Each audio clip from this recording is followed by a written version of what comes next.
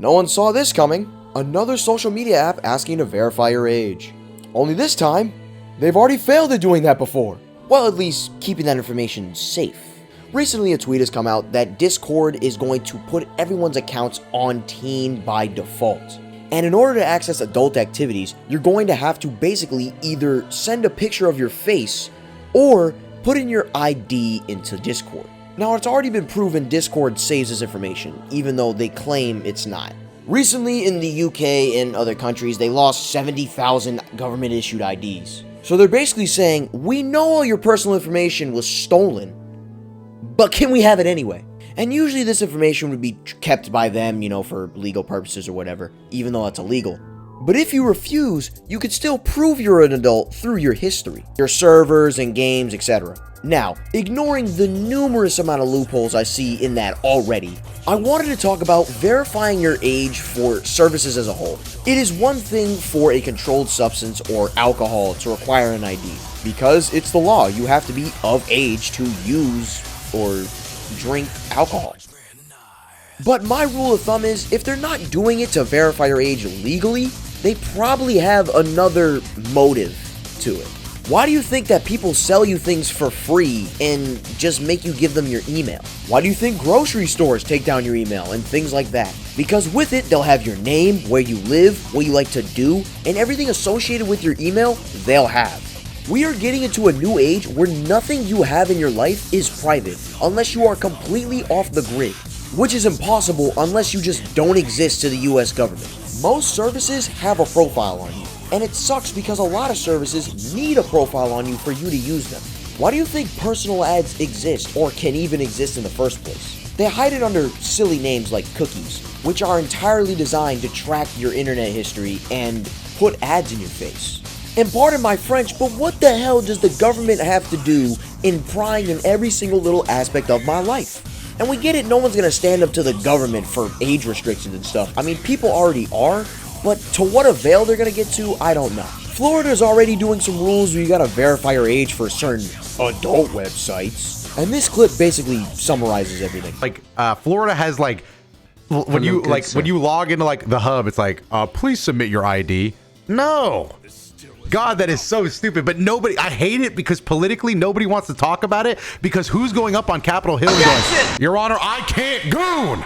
And it's simple things like these, like giving the internet your ID or giving up your email for a newsletter. At first, these don't really affect you, but the more you do it, the more things that can track you. And now instead of one email you got for something that you actually needed, you have 10 emails for something you don't need. Or 10 fake scams.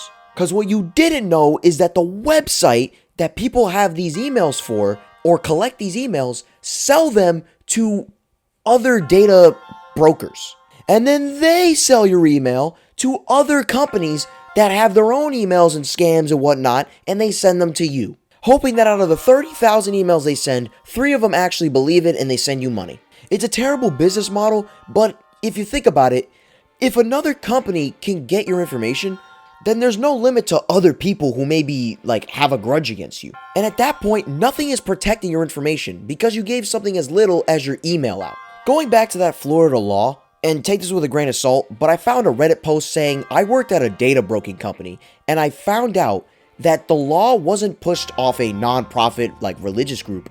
It was off a non-profit that works for profits for age verification software. So basically, young people trying to teach old people to use age verification software and say, hey, we should use this on something that has a big problem, aka pornography, and use that to put their software mainstream.